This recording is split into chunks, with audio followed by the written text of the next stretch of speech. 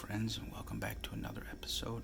So, today I have the most recent issue of V Magazine, and it's summer of 2022, and it's just labeled volume 136.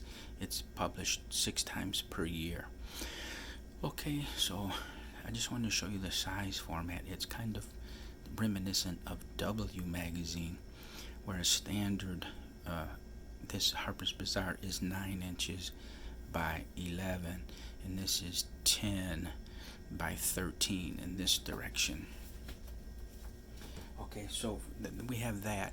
So let me tell you the backstory here. I went to the bookstore on Friday to try to get something recent, right? Because I've been reviewing magazines from 2018 that I just had in storage. So I thought, let me bring you something current. So when I saw this, I thought immediately this was W Magazine rebranded as V, because if you remember, I did quite a few reviews of W, and it was horribly printed. It was really a really bad magazine. And what happened, Sarah Moonves, who's the daughter of Les Moonves, the former CBS executive, she was elevated to editor-in-chief. So what I thought, I had just assumed that she knew that the magazine was a wreck, and she thought the only possible solution is we have to rebrand. We have to just cast off this W, relabel ourselves as V, and try to make a new start. So that's what I was thinking. It's W, but with, right, just turning over a new leaf, and I was completely mistaken. This is not W rebranded. It's a completely separate magazine, and this was founded in 1999. But I want to show you, as we go through this magazine, the photography and the print quality is just amazing. This blows W Magazine completely out of the water. So I don't know if you can pick it up, but the quality of this print is nearly Giclée level, right? So a Giclée is a very high quality printed photo, right? It's kind of it's long term, it's like acid free, super high quality, high resolution. There are a number of elements to being a Giclée, but my point is this is rising to the level of Giclée. So on the cover here we have Giselle, and again, it's just a wonderful photo. It's so that when I talked before about keepers, right, something that's printed very well that you could cut, this is absolutely it. Not only that, this is that big 10 by 13 format, so you could cut this on the spine here, and you could take this out and you could actually frame that. It's frameable. So let's continue with the magazine. So I wanted to show you this. This is an insert that if you want to subscribe, and this is even the reason I like this. It's almost like a baseball card where it takes on its own collectability kind of element, right? So let me set it down. Now, if you can see here, what's really interesting is that an editor, this is the original image, okay, and it doesn't work. You can see here this isn't so bad, these kind of knee level stockings, but then this is like a dress shoe. It just, right, even the colors agree, but the motif, it's just not agreeing. So I give an editor, whoever did the final selection, took this image and cropped it. They just cropped it right here a little bit above the knee, and it resulted in this image. So this image is this that has been cropped, and you see the difference, and you really can't pick it up in this video, right? Because my video was doing some correction here, and it's lifting, my video is lifting the exposure overall, but this is really underexposed, and again, you can't pick it up in the video. But so not only is this not working, but it's severely underexposed, where this is there's nothing wrong with this. It's absolutely perfect. So again, I just wanted to mention the kind of baseball card type of element going on here. With each one of these would have a certain aspect of collectability. Okay, and again, that's a long kind of, right, prologue. So let's get into the actual magazine. So here, this is beautiful, Cartier. And there's really a Camilla Ockrens aspect to this photo. It's just beautifully photographed and it's beautifully printed. And I'll say that a million times as I go along in this issue of the print quality is just Harper's was really the kind of the standard for printing. Nobody could approach Harper's Bazaar. But even this magazine, it just crushes the print quality in Harper's. So this is printing at a whole new level. But you can what I'm trying to get at here is this, the model being occupying so little of the real estate in terms of the photo. This is signature Camilla Ockrens. So one would be led to believe that this is a Camilla Ockrens photo. Here we have Lily Rose, daughter of Johnny Depp. It's beautifully photographed here. That's what I'm talking about here. It just works. And it's, again, the print quality is pretty high. I'll give you a second to take that in. Really nice. So this is not printed very well. Miu Miu, okay, the image breathes. You can appreciate the sense of space in the photo, but they did not specify a high print resolution. So you can tell the difference here so look at this Cartier, how beautifully printed, okay, wonderfully printed.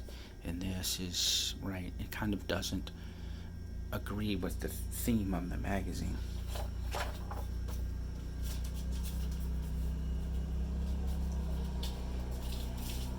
So I apologize. Today is a lawn cutting day. So this is Guess. Paul Marciano is he is the leader, and I've covered this before as far as model choice. You can see here these models in these photos are just leaps and bounds above the industry norm. And here, this was kind of neat. When I first saw this, I thought of, does it bring anything to mind? And the answer would be, as far as like a pop artist and an album cover. So when I saw this, I thought Katy Perry, This looks like the album cover for Katy Perry. Kind of has that theme going on. Here, this is, I don't know if you can pick it up in the video, but the print quality for this is just amazing. You can extract all the detail from this image, and that's what I was talking about, a superior, just exceptional print quality. Here we have Kendall Jenner. Again, amazing print quality. If you look closely, you can just extract an incredible amount of detail from that photo. Here we have just some editorials. It seems to me it's kind of a cross between editorials and advertisements, because they're promoting these bags. This is Celine. This is Givenchy. This is Louis Vuitton. So it's kind of cool that they photographed this and they took all the models basically to silhouette, with some good post-processing work, because there's no way a light can illuminate this bag and yet not illuminate the model. So they've created layers in Photoshop and taken this to complete silhouette and left the bag intact, so that's really good Photoshop work. Here, I love the way their hair is done, because it's acting as a natural frame for their faces, The hair is framing the faces, shot with a wide angle. Really well done.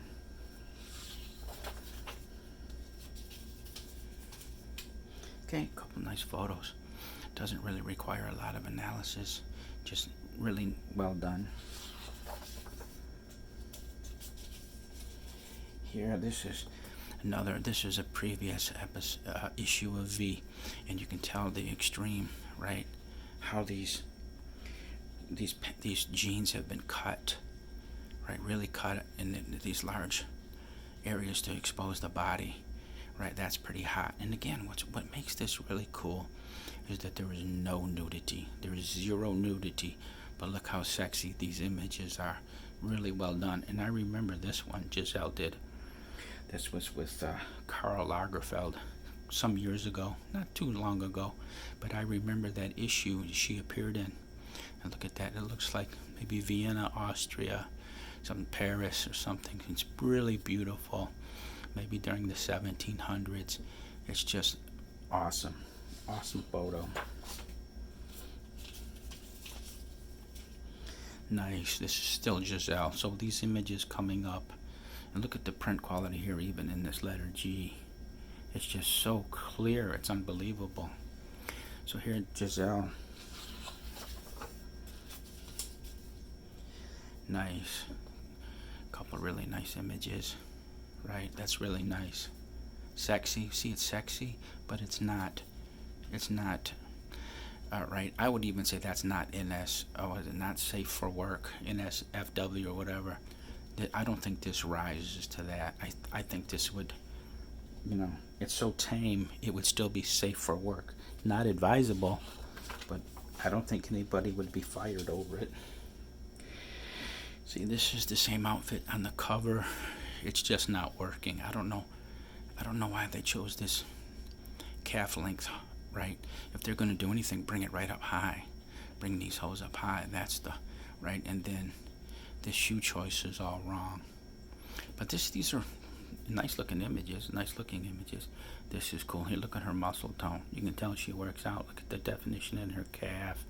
Right here, like in her hip flexor or whatever this is. Even here in the arms. She's got some nice muscle tone.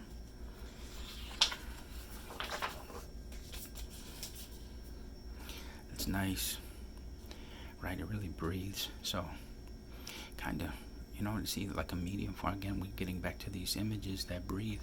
So it's like a medium format digital or a large format film camera. I don't know if that was shot on analog film. Could have been, because you're getting this sense of space in the image. Some more nice photos. Really well done. Nice. See, this is where you can really extract her muscle tone. You're getting right. She's so cut, so you can tell she works out quite a bit. There's that hip flexor again. The definition in her calves. Right? So she's in the gym quite a bit. She's got some abs going on. So she's older. She has children with Tom Brady, but she's in the gym every day, and she's paying her dues to stay current in the modeling game, right? Which is admirable. Some more images. Really well done. Okay, now here I'm going to show you a lot of popping images. These are really colorful and they're super well printed. So look at that image here on the left. Look at the color, the saturation. It's just bam, right? This is cool. Now that should take you back to a time frame. I'm going to give you a couple seconds. So look at this motif here, this theme, and what time frame would you put that at? Okay, that would be early 90s, like 91 through 94. Do you remember when mauve was real popular? Everybody was painting their living rooms and stuff, and mauve, the three colors, it was a tricolor, mauve, white, and black, and it was all the rage for those 3 years. It was like the dance. Remember the Macarena? It was like all that for 2 or 3 years, and it just fell into nowhere. It fell into this abyss. That song, the Macarena, that used to be played at wedding dances and stuff. And it's the same thing with this mauve. It was huge from about 91 to 94, this tricolor, right? And then it just fell into an abyss. It's strange how trends can just collapse. This is wonderful, wonderful illustration. Right, this is cool over here. Again, it's really well printed. Okay, colorful, just bursting with color. And that's another thing I've noticed recently. If you notice films, and it's really starting to play on people's psyches and their mental health. If you notice all the films that come out of Hollywood for quite a few years now, there's something going on with the color grading where they're desaturating. It's filmed dark. It's like a very dark actual. The film is dark. It's filmed right, like in periods of nighttime. They're pulling the color grading. They're desaturating it, and they're pulling there's a sharpening slider. They're pulling it right and like over sharpening the films, and it's got this really apocalyptic, nihilistic feel to these films for the last 10 years, and I think it's really having an effect on the mental health of people. It's just horrible. So to juxtapose, what I'm saying is, this magazine is going completely in the opposite direction. And Annie Leibovitz, by the way, this color grading I was talking about, desaturating and sharpening and underexposing the stuff that's going on in cinema, that's one of Annie Leibovitz's trademarks. It looks very similar, but here they're going completely in the opposite direction. It's not nihilistic at all. It's just these vibrant, beautiful colors, and it just makes you yearn. Look at this. Look at the color. How this pops. Completely going against the trend. They're going with very saturated and bright, lively colors.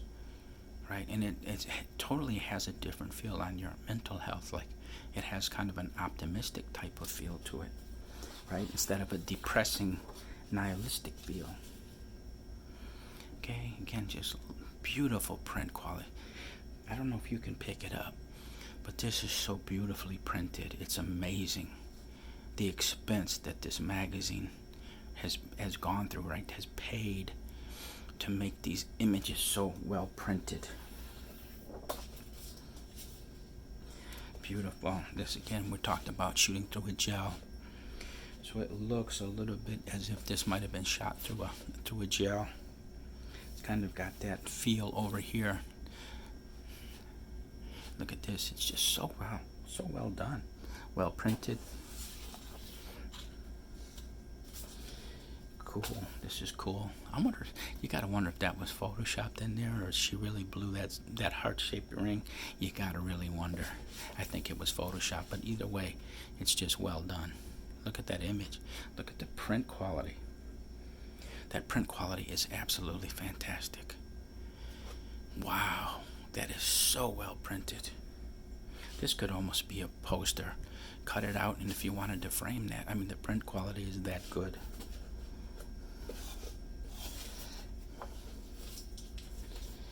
Okay, this, I didn't care for this because of the desaturation, and the color temperature is pulled a little too far into the gold. It's nice, but it's right. I don't know. Oh, I missed one. Yeah, we have some more of those. Just well done. Beautiful photos, high print quality.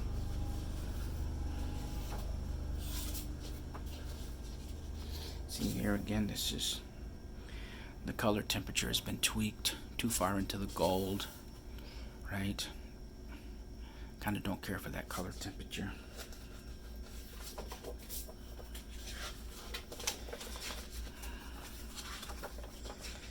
Okay, this is dreadful. This is supposed to be some kind of TV show or something, and I don't know, I've never seen it, but I could surely do without that. More, right? It's just dreadful. Look, not the photography, it's just the look, right? Let me show you this eyeliner being worn so low. Where is it? No, it's not in this image. It's in another image in here. But anyway, she wears the eyeliner too low, and then she fills it in with this white, and then sometimes there is no white. It's just a really low liner. And these lashes are like down here. It's just horrible. That's a horrible look. See right here? Look how low the liner is applied, and then you have the lashes applied down here. This is just dreadful. This is garbage. But this is what passes for popular TV today, right? That this trash could actually be watched by anybody. It's horrible, horrible comment on our society. And the reason I included this is really cool. A very high ceiling. Maybe it's a 15-foot ceiling or something like that. But generally, right, this is usually adorned with some decorations, right? There's some type of figurines or whatever, like pottery, like some type, anything, whatever, right? And usually the way this works is it's decorated. So when somebody comes into this room, you see all these decorations up here, and it's, that's how you fit it out. You fit out the room. But this was left bare, and it's like, well, what's the purpose, right? It's not supposed to be left like this. It's supposed to be adorned with some decorations, again, because it brings the room out together, ties the room in. But that was kind of crazy. I don't get that. And this is Celine. They were bottom of the barrel for many years. I mean, you couldn't. Isabel Marant and Celine were the most horrible fashion houses that advertised in these magazines. And Gucci's ads were ridiculous. So those were the big three of the worst. There were Gucci, Celine, and Isabel Marant. But this isn't bad at all. It looks like Kaia Gerber might be modeling for them now. But it's a nice photo. So maybe Celine is finally getting with the program. So there we have it. Oh, and I wanted to congratulate the editor of this magazine, Stephen Gann, Gan. I believe that's how it pronounced. It could be Gan. I'm not sure how he pronounces it, Gann or Gan, but Stephen Gann. He is the editor-in-chief, and he is doing a marvelous job with this magazine. I mean, this magazine just absolutely surprised me at the level of quality in the photography and the print, especially the print. Again, I said this is nearly Giclée level, and you saw many of the other photos in here. They are very much worthy of cutting out and hanging, as is this cover. And again, in full disclosure, I'm not paid. This is not a paid promotion. I'm not compensated in any way, shape, or form. I'm just saying this is a wonderful magazine, and my highest praise to Stephen Gann for. So let me, and I forgot this. So here's my point. Before, the two flagships were, because there's two houses, right? You have basically 8 fashion magazines.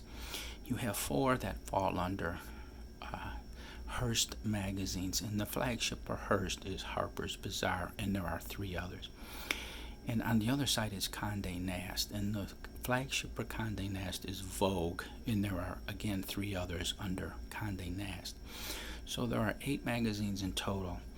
Now what's happened, especially within the last 2 years, Harper's Bazaar and Vogue have just plummeted. I was at the newsstand, as I said, this past Friday when I chose this magazine, and I was thumbing through Harper's Bazaar and Vogue, and they are terrible. I mean, they have fallen so far in terms of quality. The editing is bad, the level of photography is bad, the printing is horrible. So my point is, in business, right, when you recognize a gap and then you choose to fill that gap. So my point is, the reason that V can be so successful today, even though it's been around since '99, is they are filling a huge gap or void that has been left by Harper's Bazaar and Vogue, because they're trash now. Those 2 magazines are absolute trash. And V comes along, completely resets the bar of what a professional fashion magazine should look like. So again, I can't mention Stephen Gann's name enough, is that his work is masterful. He has absolutely filled the gap where Harper's and Vogue have failed. Okay, so that does it. I'm just shy of my 30-minute mark. I'm at 25, so I hope you enjoyed this episode, and please give me a thumbs up, okay? That is one thing I ask of you, is to help me with YouTube's algorithm. You know, I don't have a GoFundMe. I never ask for any money, but I would appreciate a thumbs up to help me out in the internal rankings there at YouTube. A thumbs up would be very much appreciated. Okay, thank you.